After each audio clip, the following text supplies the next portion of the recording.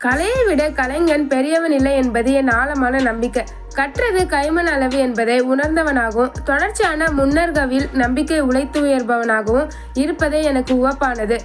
என் மீது பிரியம் கொண்ட அனைவருக்குமாக ஒரு வேண்டுகோள் வைக்கிறேன். இனி வரும் காலத்துல என் ரசிகர்களும் ஊடக நண்பர்களும் திரைத்துறையை சார்ந்தவர்களும் மக்கள் நீதி மைய கட்சி தொண்டர்களும் சக இந்தியர்களும் என்னை கமலஹாசன் என்றோ கமல் என்றோ KH என்றோ கூப்பிட்டால் போதுமானது என்று கேட்டுக்கொள்கிறேன் அப்படின்ட்டு கமலஹாசன் ஒரு அறிக்கையை வெளியிட்டிருந்தாரு. இந்த நிலையில உலகநாயகன் பட்டம் குறித்து இயக்குனர் KS ரவிக்குமார் அளித்திருக்கும் பேட்டி ஒன்று சமூக வலைதளங்களில் ட்ரெண்ட் ஆகியிருக்கு. அந்த பேட்டியில பேசிய அவரு, தெனாலி படத்தின் போது கமலஹாசனுக்கு உலகநாயகன் என்ற டைட்டில போட்டோம். அதற்காக அனுமதி கேட்ட போது அதெல்லாம் வேண்டாம் என்று அப்போதே மறுத்துட்டாரு. இருந்தாலும் நான் கமலஹாசனை விடாம அவரை டார்ச்சர் செய்து ஓகே வாங்கிட்டேன். டைட்டில் வீடியோவில் ஆழ்வார்பேட்டையில தொடங்கி தமிழ்நாடு, இந்தியா, உலகம் தாண்டி இறுதியாக கமலஹாசனின் விழிகளில் முடியும் வகையில தயார் செஞ்சு உலகநாயகன் என்ற டைட்டில போட்டோம்.